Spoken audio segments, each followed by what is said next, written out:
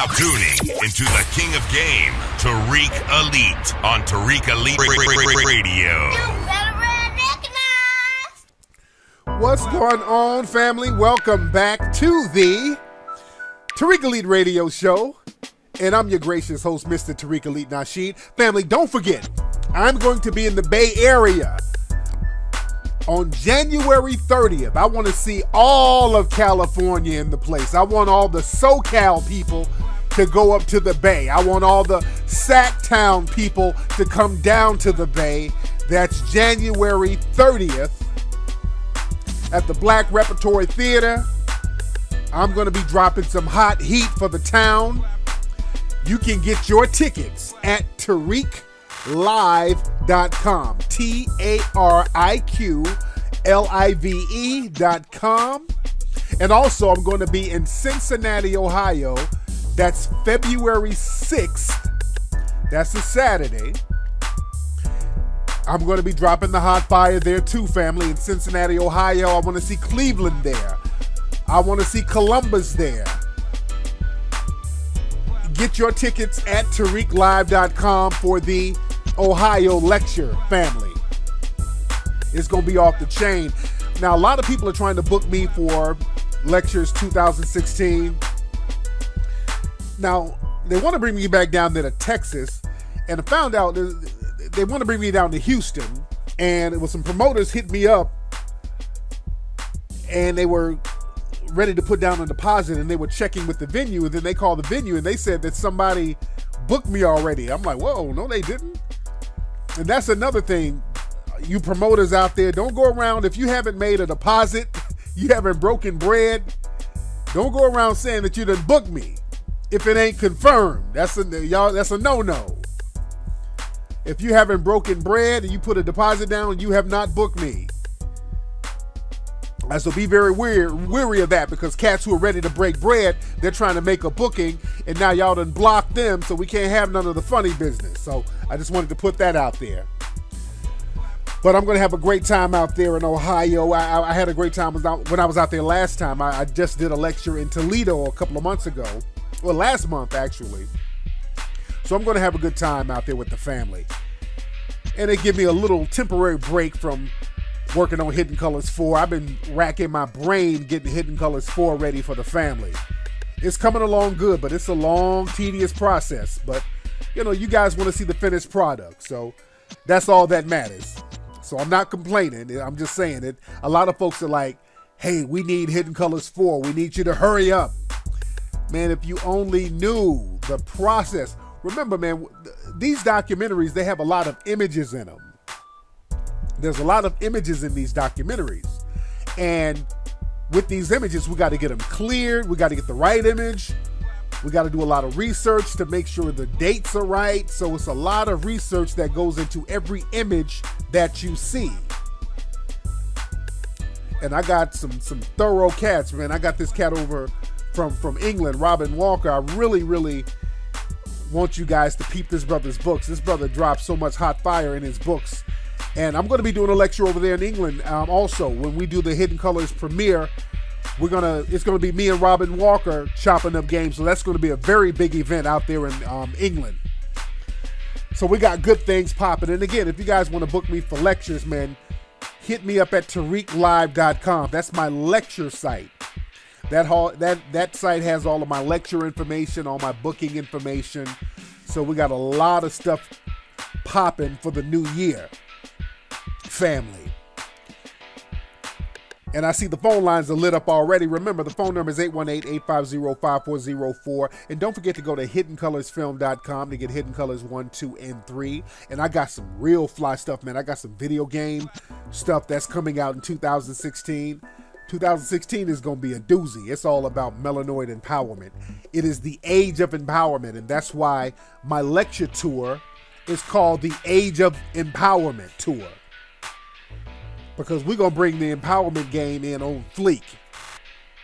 We got to stop playing, and we're going to have to circle our wagons with melanoid people who are on the empowerment mindset, because the coon train is running off the damn tracks.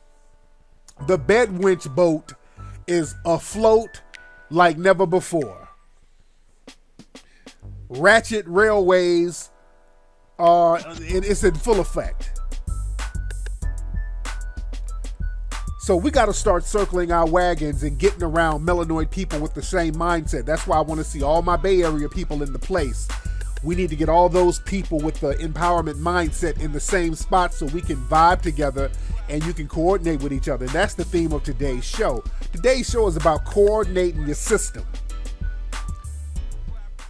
And that's our thing. We got to start coordinating our system. And you coordinate by getting a code. That's all coordination really is. It's really about getting a code. And we're going to have to start leaving the coons, the bedwenches, the ratchets, the dusty niggas, all of that stuff. For the new year, we got to have a melanoid New Year resolution. We got to cut the ratchetness, dustiness, cut that out of our perimeter. And y'all know what I want to do for 2016 for the new year? I want to have an actual Coon Train Award show. Because we got to coordinate our system, family. And the coons have run amok, so we have to have a mechanism in which to shame and reprimand the coons. And Brother Claude Anderson and those guys talked about this. They had a Sambo, I think it was a Sambo Award that they used to have in Detroit. All the sellouts, they would give the sellouts awards. They would have like an award ceremony back in the day, like a Sambo Awards. Family, we need to get, for 2016, the first annual Coon Train Award. I'm serious as a heart attack. What we do, we get a studio somewhere, get the green screen. I can get a female co-host, just get somebody to host it or whatever. And what we do, we commemorate all the coons of the year. And that lets people know, and just really blow it up and just let people know, if you're going to show out, you're going to get one of these damn awards. We're going to have to start shaming the fuck out of these coons. We're going to have a Lifetime Butter Biscuit Award for them. We need to have the biggest coon in sports, the biggest coon in politics, the biggest coons on YouTube, the biggest coons in radio. Have different categories. Biggest coon in the daytime series. That shit will blow up, and we need to do that, family. I've been thinking about that idea. We gotta hold these coons accountable. The coons are just running amok, man. And they sabotage all of our progress. Whenever white supremacy is about to fall by the wayside, or it's starting to chip away, these coons are running, giving it lifelines. So that's something, man. Chop up game with me if y'all want to be a part of the Coon Train Award, if y'all want to help with the production of that. And if y'all have some ideas of how we can put it together. Y'all throw some ideas at me. And we can like have it going like streaming live. Live on Ustream. We could stream it live on Ustream, but do it like real fly though. Make it a real production like in a green screen studio. Yeah, the best supporting bedwench. Yeah, I'm looking at the chat room. The best supporting bedwench, the whole nine. The whole nine. We highlight, we show highlight clips of coon behavior. But I digress, family. Let me get one call real quick before I get into some ism. What's up? Who's calling? Hey, this is Ben from Tacoma, Washington. Hey, you're from Tacoma, man. Sound like, I know it rains a lot up there in Tacoma, and sound like it's raining on your phone, boy. What kind of phone you got, man? Yeah, I got that Note 4, man, new Christmas present, so, I'm just giving a shout out. This nigga got a G Money New Jack City phone and shit. Like you about to buy you a kilo of cocaine from the Cash Money Brothers and shit. What's going on, man? What's happening with you? Yeah, I was calling about that Bill Cosby situation, man. Yeah, what's your thoughts on that, fam? Yeah, my thoughts is this, man. I think Bill Cosby should use the same defense that Ethan Couch is using, saying he was too rich to know better. Yeah. So I think he killed four people and say he was too rich to know better. I think that Bill Cosby should be able to rape a couple people. They'll throw the book at his ass though. But thanks for the call, brother. I can't deal with that raggedy phone, man. I don't know. It's a damn new millennium. We got fucking spaceships out there, and motherfuckers got rovers on Mars, and niggas' phones is still raggedy. That kills me. But speaking of outer space, by the way, now y'all know my last show I talked about Star Wars and the systematic racism within Star Wars. And the nigga nerds and the coons, they got upset with me. They were like, oh, Tariq, you're reaching. Ain't no racism. Oh, it's just a movie. Stop looking for racism everywhere, Tariq. Oh, no. It's going to get better next time. Ain't no need to worry what tonight is going to bring. It'll be all over in the morning. You know, all that old slave talk. They were all upset with me. Now, George Lucas, the creator of Star Wars, just did an interview that came out today. It has made the rounds.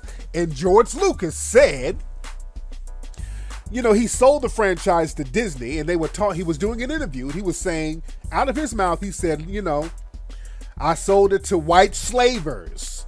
I don't agree with the direction of it. He used the word white slavers. Because he knows that shit was wrapped in systematic white supremacy.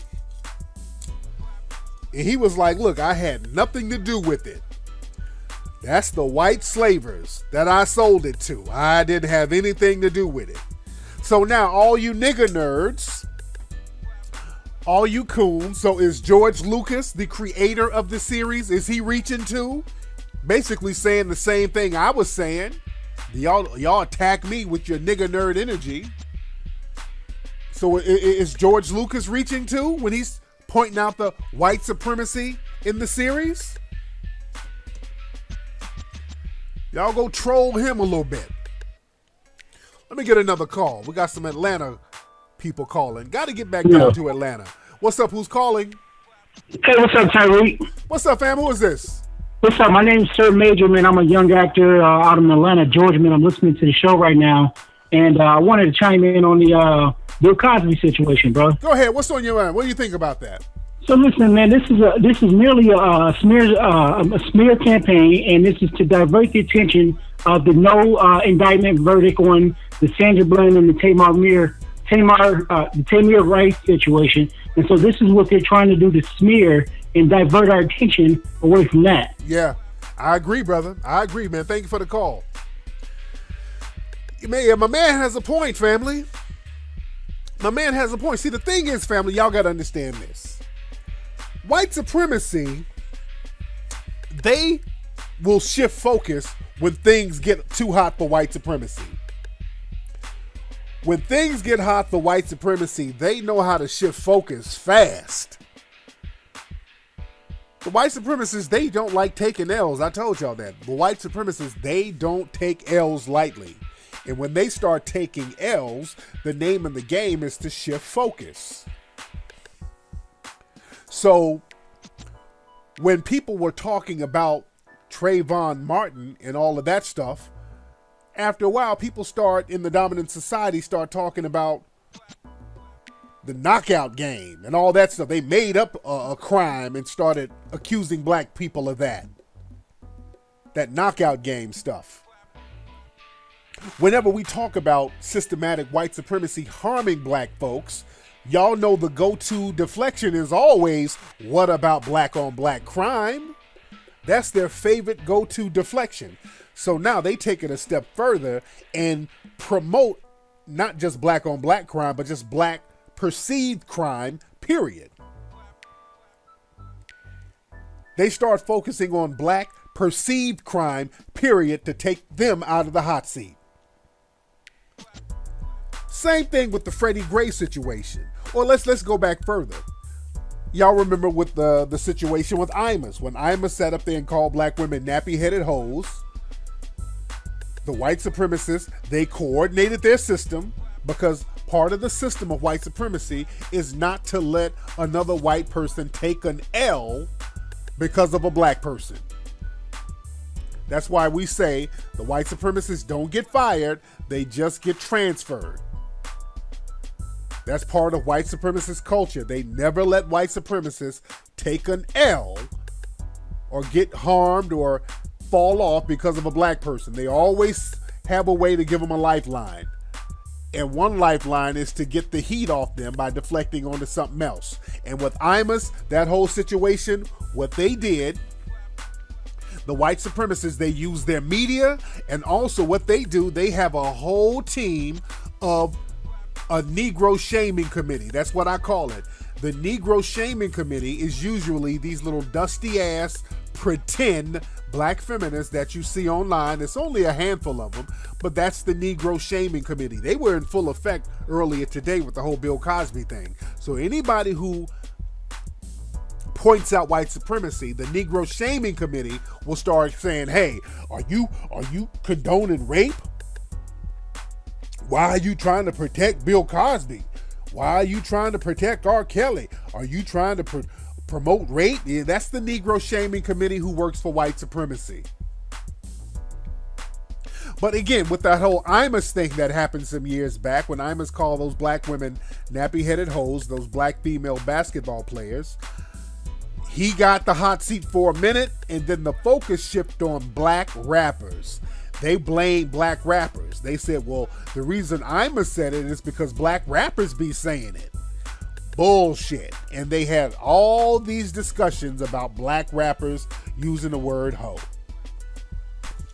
And Imus got his job back, basically. And also remember, during the Freddie Gray trial, or the Freddie Gray situation in Baltimore,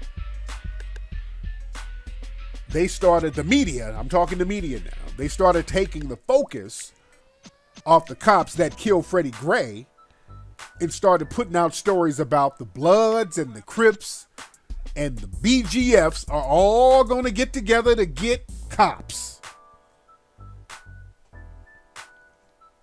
Then they start talking about perceived black criminality, which that whole situation turned out to be a complete farce. The Bloods and the Crips and the BGFs, they were not coordinating against the cops. The cops used that in order to justify getting all those federal tanks and those federal resources and those military weapons out there. Got it? So the white supremacists, they will always shift focus off of themselves whenever they get in the hot seat or whenever they start taking L's. And during the last couple of weeks, the white supremacists, they've been taking some major L's, family. They've been taking some major L's, some major losses. Look at Daniel Holtzclaw, the white supremacist who was raping black women. Remember, they didn't want to prosecute that dude, let alone convict him. They did not want to convict that dude. They were doing their best to smear the image of the women that he raped. But you couldn't deny he raped them. Hell, half the women had their cases tossed, by the way. Half those women had their cases tossed. Even though they went to court, he was found not guilty of half those women. So they were trying their best to not let this dude get prosecuted. The only reason he got prosecuted is because of the damn DNA. See, they don't let us come in there and it's just our word. That nasty bastard had semen and coochie juice all on him. So that's what got him. They ain't taking our word over no white dude. They're not doing that, so that's the only, and they reluctantly had to sentence the dude. Because DNA don't lie. And look at Jared, another dude took an L. He got convicted of child pornography and molestation and all this stuff. He took an L. The affluenza kid, that kid that they had in court, was drunk driving, killed 4 people, and they went to court and literally said he was too rich, he grew up too affluent to know that he was doing something wrong, and the judge gave his ass a slap on the wrist for murder. And this asshole went out and started drinking and driving and getting reckless again. And he got on the run, ran his ass down to Mexico, hiding from the police. And they had to go get him. That's an L for them. They took another L, letting this fucking nutbag loose. And he's out here wilding out, acting a fool again. They got to go down to Mexico to get him because they didn't let him off the hook. They didn't punish him the first time. White supremacy started taking an L. And then in the last couple of weeks, we see the case of our sister, Sandra Bland, who was found dead in a jail cell down in Texas, where she shouldn't have been arrested in the first damn place. A grand jury came back saying that they're not, well, not a grand jury, I don't know what it was, but they said they were not going to prosecute anybody.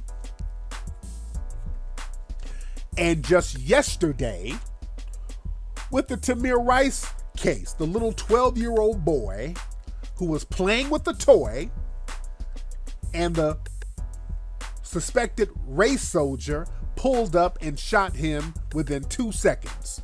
Not only did he shoot Tamir Rice and kill him, people forget that that police officer actually lied about what happened. They didn't know there was a video of Tamir Rice. The video was from the community center from across the street.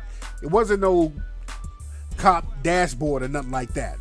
They didn't know they were being videotaped. And the cop said that they pulled up and told Tamir Rice to drop his weapon 3 times. Go look at that. Go look that up. So this cop actually lied. People leave that out. And when you see the videotape, the kid didn't have a chance. They rolled up. He didn't have the gun in his, the toy. It was really a toy. He didn't have the toy gun in his hand. He had it in his waistband. He didn't have a chance to do anything. They ran up and blew him away.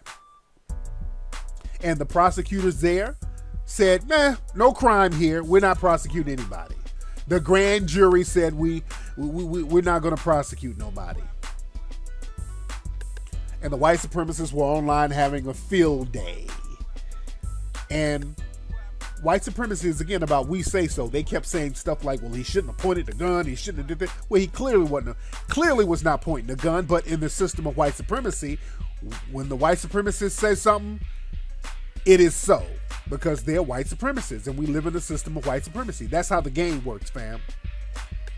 White supremacy is about we say so. That's what our brother Neely Fuller taught us. Because we say so. The ancient Egyptians are white, not because of history, because history proves there's something else, but we say they're white because we're white supremacists. We run shit. You can't do anything about it. That's what it goes down to. So now people are looking at the justice system and people are looking at America, especially with this Tamir Rice case. The white supremacists, they've taken a lot of L's. And you take a special L when you justify the killing of a child playing with a toy. So the world is looking like, damn, what the hell is up with that, America? You killing children over there? So now, to get the heat off white supremacy and the stench of white supremacy out of the media, all of a sudden, they charged Bill Cosby today with a case from 12 years ago. Now, the reason they charged Bill Cosby, and many people speculate, is again to get some of the attention away from all of these white supremacy losses out here. And there is some validity to that. But another reason why they charged Bill Cosby today was because the statutes of limitations for that case ends in 2016. And that's a couple of days from now. So they hurried up and filed charges before the statutes of limitations ran out this coming Friday. Because after Friday, they wouldn't be able to file no more. So they hurry up and did it. Now, let's look. This case against Bill Cosby, they said that he fondled some female in his home 12 years ago and fingered her. I don't think she said he banged her or whatever, but the charge was he fingered or whatever. Now, with this case, it's going to be difficult to prove that because it's a 12-year-old case. And the fact that they were able to charge him without a grand jury, that just shows you, family, you don't need no grand juries to charge nobody. That whole grand jury hustle scam, that's for them to use on us to justify not punishing white supremacists. You don't need a grand jury. This Cosby situation is perfect proof of that. When it comes to us getting killed, the Trayvon Martin, we got to have marches. When it comes to Rekia Boyd, we got to have marches and protests and grand juries and all this stuff. And with Bill Cosby, all they need is the word of somebody from 12 years ago. No rape kit, no DNA, no witnesses, no video, no real evidence. Yet we'll charge him. So now people should be upset about the racial element of it because this has everything to do with race. Because you do not see comparative cases happening to people in the dominant society. You do not see comparative cases. Let me get some phone calls. The phone number is 818-850-5404. Call up. Let me see who's on the phone. What's up? Who's calling? This is Derek from Memphis. Derek from Memphis. How you doing, fam? Yeah, what's going on? I'm good, man. What's on your mind?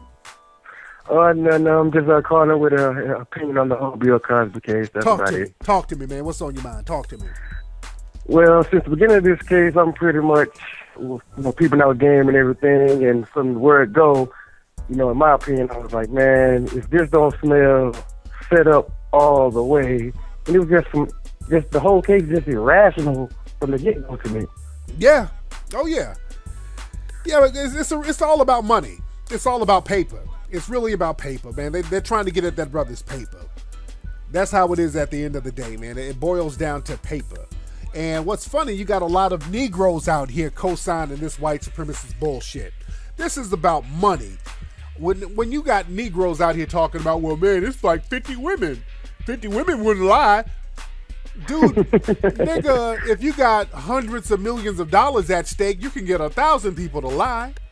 You dig? Man, if you have that kind of money, man, you can buy a lie. Yeah, real talk. People that lie for a negative $2 bill, they'll swear up and down. One of those exists if it's going to get them some money. Yes, indeed. Yes, indeed, man. But thank you for the call, man.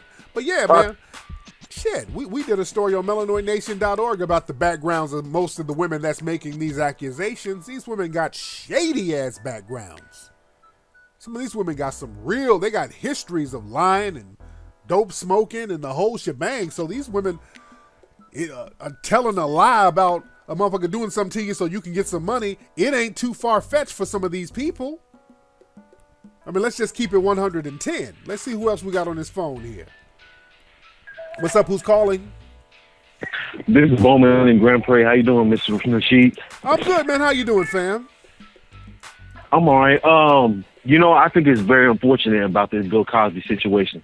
But I will say this. I think Mr. Cosby kind of messed up his credibility with the black community when he started kind of, talking about our community. And I think we want to support him, but it's kind of like, man, like, we want to be there for you, but look what you said here. And I think it's very unfortunate for him, but I'm more focused on the Tamir Rice situation. Oh, yeah. And, my thing is this, man. Bill Cosby messed up by doing a lot of stuff, criticizing the black community a little bit too much in front of the dominant society. But I still can't co-sign what they're doing. That's the thing. Even though I disagree with the dude, I can't co-sign the white supremacist agenda at all. That's my thing. All right, but thanks for the call, man. All right. That's my thing. Bill fucked up, and I've been a big critic of Bill Cosby, but I cannot support the white supremacist agenda. Let's see who else we got on the phone. What's up? Who's calling? Hey, what's up, T? This is Mike from the Bay Area, man. What's up, Mike? You coming to my lecture on the 30th? Oh yeah, for sure, bro. What kind of question is that? No doubt. Man, so Yeah, what's on your though, mind? man. But yeah, hey, but with that Bill Cosby thing, man, that's kind of stupid, man. And you is right, man. The system is crazy, man. It's all rigged against us, and it's crazy when you try to tell other black people about it. They look at you like you're a Martian, you know what I mean? But it's psychological, you know, it's psychological trauma just because somebody ain't holding you down physically, you know? Yeah, man. Hey, bro, did you hear that George Lucas interview where he said he sold the franchise to white slaves? Yeah, man. Yeah, I just talked about that earlier, man. That's heavy. That is heavy, man. Yeah. So I'm just like, so what could people say now? You got a white dude saying that he sold to white slave owners. You know what I mean? So it's like, what could you say? You did exactly. So they can't say I'm reaching now, man. So anyway, thanks for the call. Yeah. You dig? But yeah, man, this is the thing, man. This whole Bill Cosby thing, it's another white supremacist agenda. Because the thing is, you cannot find a comparative case. That's my thing. And I want black people, whenever you see the white supremacist trolls asking their dumbass questions and the Negro bedwenches trolling with them, always ask them the trivia question. Show me, if this is not about race that's happening to Bill Cosby, show me a comparative case of a white dude getting charged with rape 10 or 12 years after the fact. Show me the case. And then put the timer on them. I'm waiting. And also with Tamir Rice, when people start talking about, well, Tamir Rice, this is not about race. Show me a case of a 12-year-old white kid getting shot and nothing happening to the cop who shot him. Show me an armed 12-year-old with a real gun in white society who got shot by a cop and nothing happened to the cop. We will wait. Put the timer on him. I'm waiting. Ask them more questions. Show us another case. We can go to OJ. People like using OJ as an example. OJ's and they got all these movies coming out about OJ. Find me a case of somebody in the white society who has been sentenced to, 33 years in jail? I think that's what they gave OJ, something crazy like that. 33 years in jail for stealing his own stuff. Show me any case like that for a white person. See, they dust off the law books for us. They be bringing out laws that don't exist nowhere. They bring up laws for us that they never use on people in the dominant white society. They never show a case of a vigilante shooting a white kid walking home like they shot Trayvon Martin and nothing happening to him. Show that.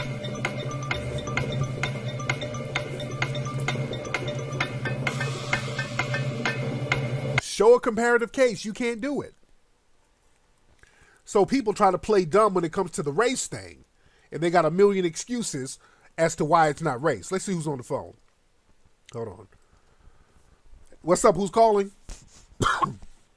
Oh, what's good, King Flex? How what do you do? This Paul from DC. Hey, what's up, Paul? What's on your mind? Yeah, I just want to give a quick insight on this Bill Cosby situation. So I was having a conversation with my homies earlier today, and they said if he was white, he's not gonna receive all this backlash he's getting from the press and from people.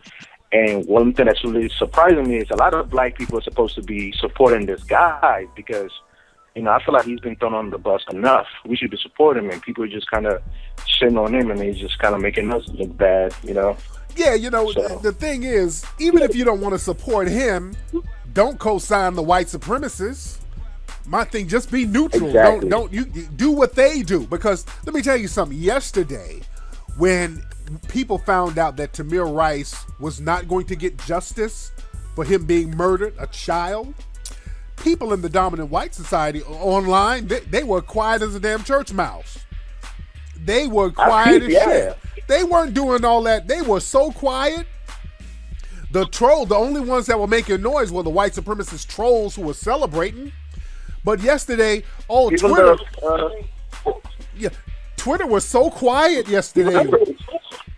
When Tamir Rice didn't get no justice, everybody was, it was mum's the word. Now with Bill Cosby, man, Twitter blew up. Everybody has something to say, and they're criticizing us if we don't go along with it. You dig? Exactly. So, even the Frederick Gray situation, nobody's talking about it because now the cops is not going to be indicted or facing any type of charges, and only people really making noise is people in Baltimore or whoever feels like something should be said. Nobody's really speaking up on it. And I'm just like, hey, come on, man. This is our people. Y'all should be rallying behind this situation, bringing more light to it. You know, with the Tamir Rice situation, nobody's talking about it. I'm like, come on, guys. Like, yeah, we started a whole movement because of her. So.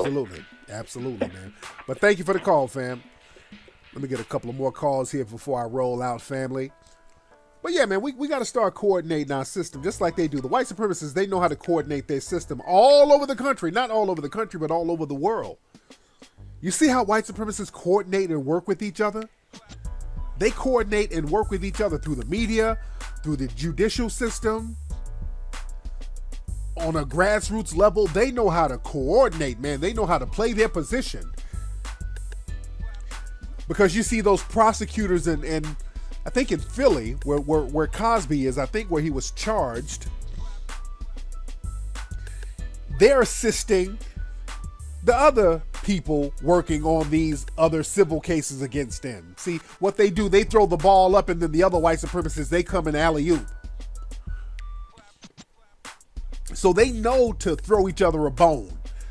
So in Philly, they know to file these criminal charges because, see, that's going to make him look bad, Bill Cosby, when these people try to file these civil cases. And also because Bill Cosby has filed suit against these other white women out here. You know, they dug up a way to kind of drag him back. So these white supremacists, they coordinate, man. They coordinate heavy. Let's see who else we got on the phone. What's up? Who's calling? Hey, my name is Gene from Long Island, New York. What's up, Gene from Long Island? Gene, you black or white, man? You sound kind of white. I'm black. Okay. I'm a brother. Okay, you sound like an Italian, brother. I'm Haitian. You Haitian? There you go. Well, shit, a Haitian brother who sounds Italian. All right, brother. There you go. All right, so what's on I wanted to know what you think of LeBron James. He's saying he knows little about Tamir Rice. Oh, shit. Did you hear that interview? Yeah, I heard about it. Yeah, well, I understand where he's coming from. He's like, look, I ain't trying to be, I'm not trying to be political. And I feel him. I feel him to a certain degree. I feel him, but I don't feel him. Because I think more athletes should be involved. I think they should be involved when we see stuff like that. And I talked about that when I was in Ohio. Some of these athletes and some of these sports agencies and these sports groups, they can say, hey, look, if y'all don't bring justice, if you guys are going to have people getting shot and you're going to have children being shot, well, damn it, we're going to mess up the money in this city because I'm not going to play. Now, they should do that, but, I don't want to force them to do that because my thing is this. A lot of times, black folks, we will look at our entertainers and public figures and kind of hide behind them so we can get out of doing stuff. You dig? Okay. So we got to get off that. So we'll sit up and we'll drink a beer and say, hey, man, how come Keith Sweat ain't out here making some noise for us, man? How come Michael Jordan ain't doing that while you sitting up not doing shit? So the question is, how come you ain't doing nothing? The community should be out here doing some stuff. Don't just put that shit on LeBron now. Don't put it on LeBron. Don't put it on the Browns. Don't put it on the athletes.